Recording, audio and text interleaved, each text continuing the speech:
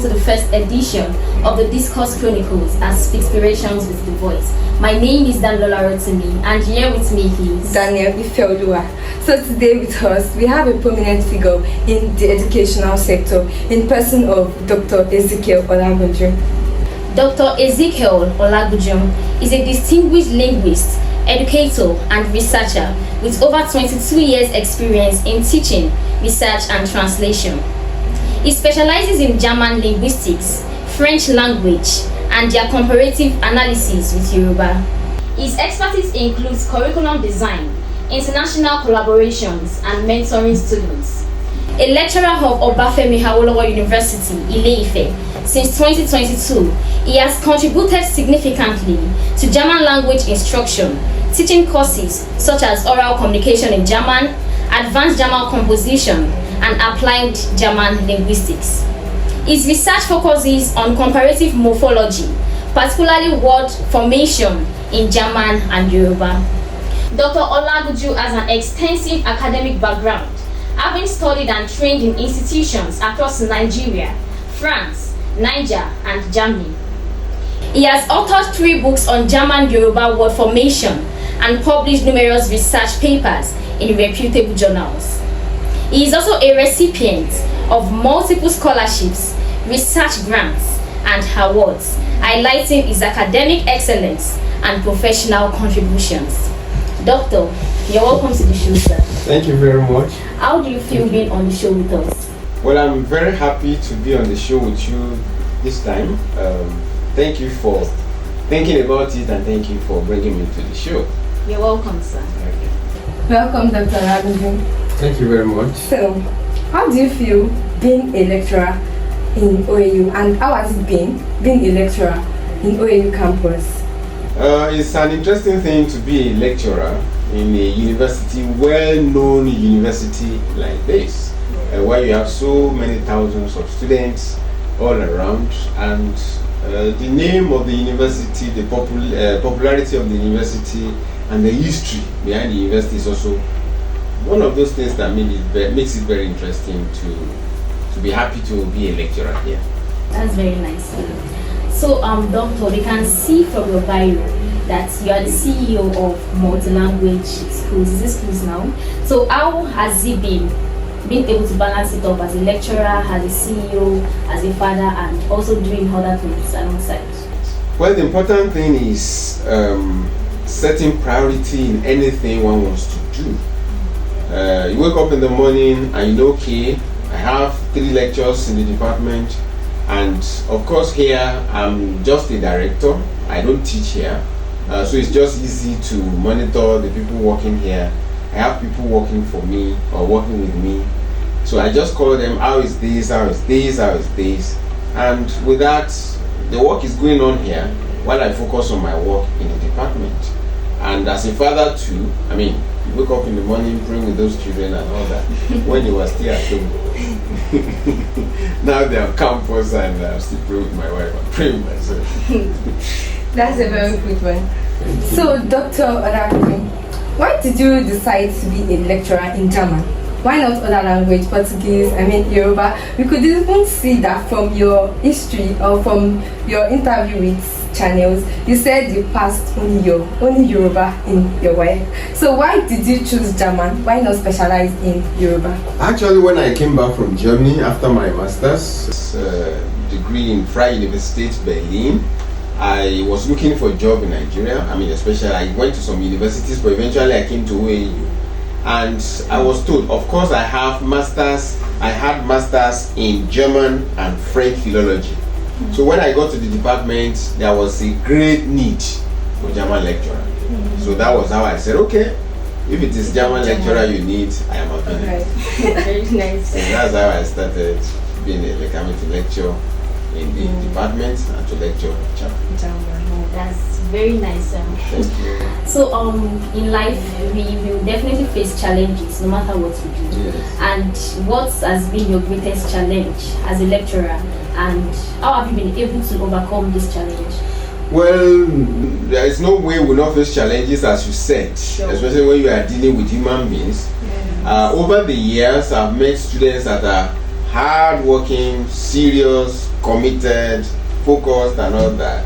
And over the years too, I've seen different kinds of students. Some students are also not really focused. Yes, sometimes because of different challenges in the society. And sometimes when I get to class, I want to know some of my students have you eaten. I discover you're having a lecture with them 2 p.m. and the lecture is from 2 to 4. And many of them have not even eaten at all. So this kind of challenges to me is disturbing, because where I studied, you eat in the morning very well. I mean, when I say eat, you take cornflakes, you cut your apple inside the cornflakes, the milk is there. If you like, you can even get some other things like granite and put it there. And after you have eaten that, you go out, and immediately it is around 12 or 1. You go straight to the restaurant. In German they call it Mensa, and there you eat wonderfully. And in the evening you are still going to eat. Why would the thing not enter? So I usually see my students as, hey, how will this thing enter now? And you know, some of them, when you say, okay, the lecture is 2 hours, and after 1 hour, if there is one reason for you, maybe you have departmental meeting or something, I say, sorry, I won't be able to continue this class with you. They will be happy, they will jump up, I say, why are you happy now? I'm supposed to finish my class.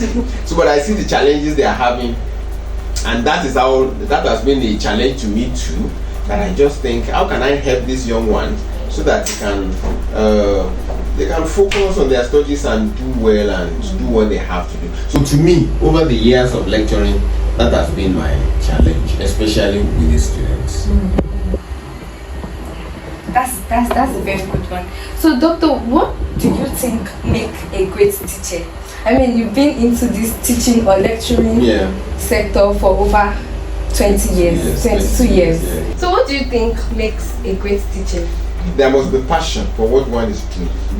If there's no passion, one can easily be hungry with the students. One can easily, because you know we call your generation Gen Z. And this Gen Z level, there was a student in my class.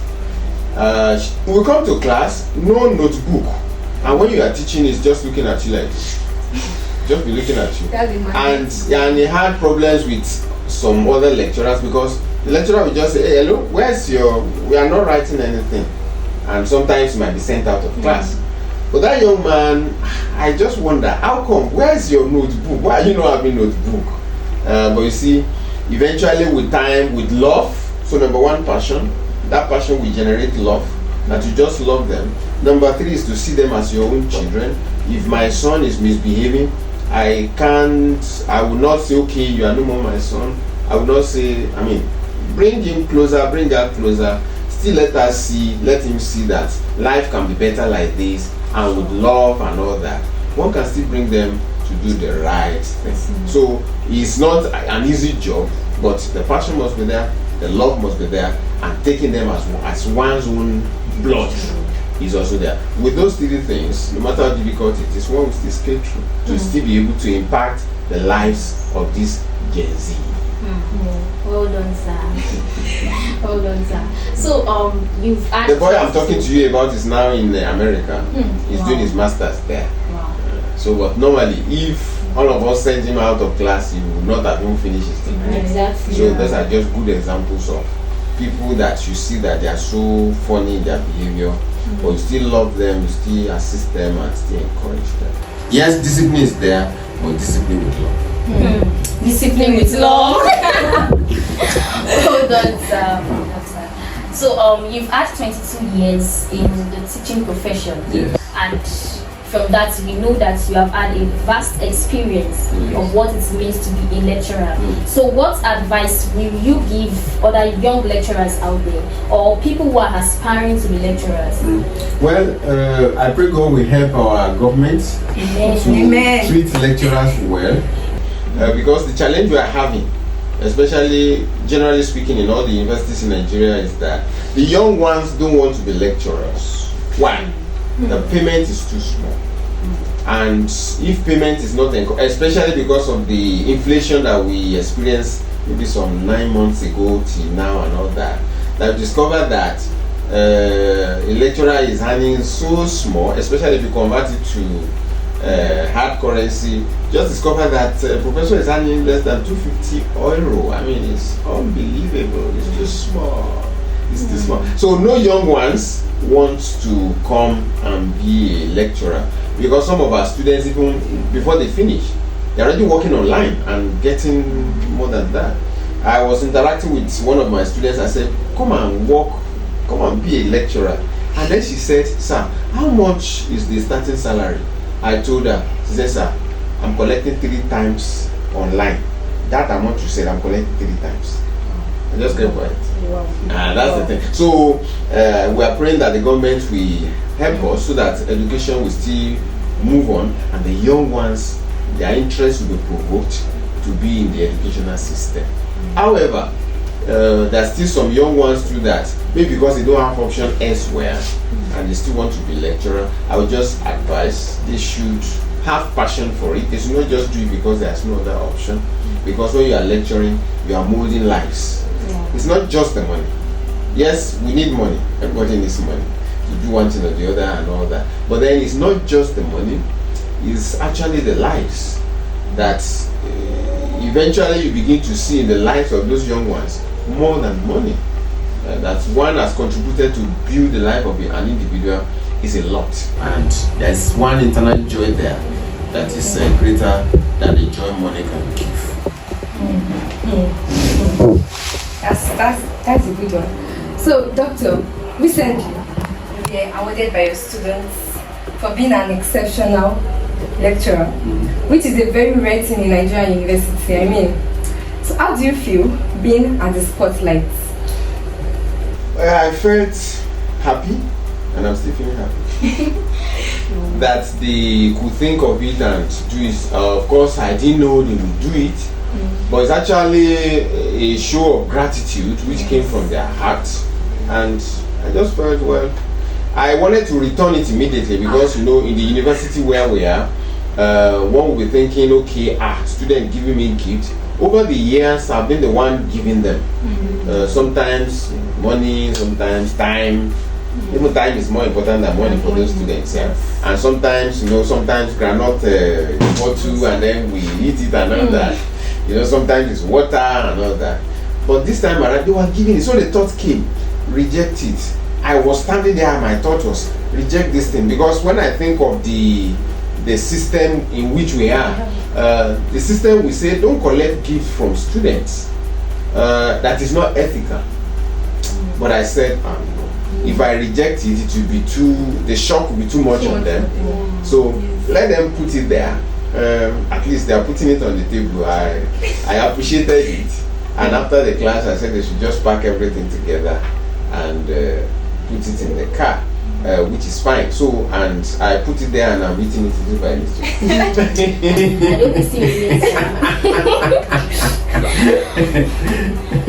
So it was just a way they know to appreciate. And if you look at the video very well, you see some of them bringing sweets, 10 naira, 15 naira.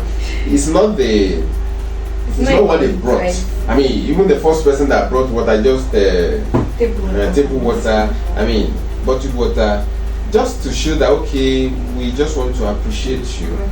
Not the money, not the cost, but just, and I don't mind, even if anybody could wrap paper and say, I love you, doctor, I love you, and put it inside the thing. I'm happy. I will read it and possibly paste it on my wall. That the person wrote, I love you there. So it's not the substance, but the spirit behind the giving of those things. So that's what is more important. And that thing they have done will last in my heart for the rest of my life. That once upon a time, my student rose up and they appreciated me. Even before the thing started going viral, it was already, I was overwhelmed, nobody even knew it was going to go viral. Okay. We just did it in like a corner thing, and I didn't even know they were recording me. I didn't know. So, but at the time, and I saw some of them carrying, and that time I wanted to cry, but I said, I'm not before your camera. So that's the spirit behind it that is really very, very important. Well done, sir. Thank you for being an exceptional teacher and being a source of inspiration too. So, what advice will you give students, like us. Yes. What advice do you give us on how to succeed academically and even in all areas? Yes, I talked about Gen Z the other time. Yes. A lot of things are now taking your attention, which is understandable.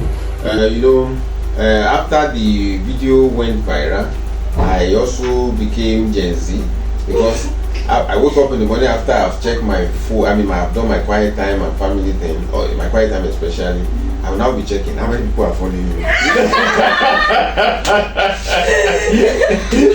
So I just woke up and said, what happened to me? This has not been my thing. If you follow me, thank God for your life. But you just begin to, okay, 700, it's 900, it's 1,000. What's going on? It became but it's important for you to still be focused, though you do many other things. But make sure that the foundation is still remaining, the foundation of your academic success should still remain, because we go to the left, we go to the right, the foundation must still be there, and it should be solid. Once it's solid, every other thing can now be attaching to it, and one will now be able to go. So that's the advice. And also we advise that it's good to appreciate your lecturers. Not necessarily by giving biscuits. By the grace of God, we have money to buy biscuits. But then, even if it's thank you, thank you, sir, for yesterday. I know there are some students, and there are many. They need you when they want to enter. Okay, is my name on the list of admission. You run around. By the time they come in, you may not see them until part 3, or until they have problem with one of their lecturers. Okay. Then they'll come. So once you solve that problem again, you won't see them until their names are not featured on the graduation list. They'll come back again. Once that one is settled, they disappear. But when they need transcript, they come back again. Once they collect that, bye-bye. It's not good. It's not good. And some of them, as you are making progress, just appreciate your lecturers. Show them that you love them. Show that you appreciate what they are doing for you. There was a young man, I just sent a link to him, a scholarship link. And once he got the scholarship link, he applied. I didn't even know. And he got the scholarship. He's in Germany now. Wow. So, but the appreciation is to call me one day and say, sir, God will bless you, sir. Did you know there is that thing you said to me that day? I said, yeah. I've even forgotten. I've forgotten. But it's a good thing to come back and say, thank you for. So that's the kind of thing is good for the young people to do. So it's very, very important. Don't have the attitude of, if he didn't do it for me, another person, God would have raised up another person to do it for me. You're not going to worship him, but just appreciate. And that kind of appreciation goes a long way in the heart of that person, and it helps the lecturer to even do more. Not necessarily for you, but for those that are around him or her, that okay, one, I've done it for one and it's up there, and then you encourage them to do it for others, so that, like that, your appreciation is provoking him to help other people. So it's very important for this new Gen Z. Thank you so much, Doctor. So Doctor had advised us as students, gratitude. We need to ensure we inculcate the habit of gratitude, not necessarily to even our lecturers, to act of kindness, everyone around us. So I hope everyone is learning from this. Thank you so much, Doctor, for this section. We really appreciate it. We are giving our own gratitude back. All right. Thank you so much for being on the show with us. Yes, thank you, sir. We really appreciate your time, your efforts, and your words of advice. Thank you, sir. Especially. Thank you for having me. I appreciate welcome, it. sir. Thank you very much. Thank you so much for being on the show with us. We hope that you've learned a lot and you are ready to implement all that you've learned. Stay tuned for our next episode of the Discourse Chronicles, and do not forget to subscribe to our YouTube channel and follow us on Instagram at Inspirations with the Voice. Thank you. Bye.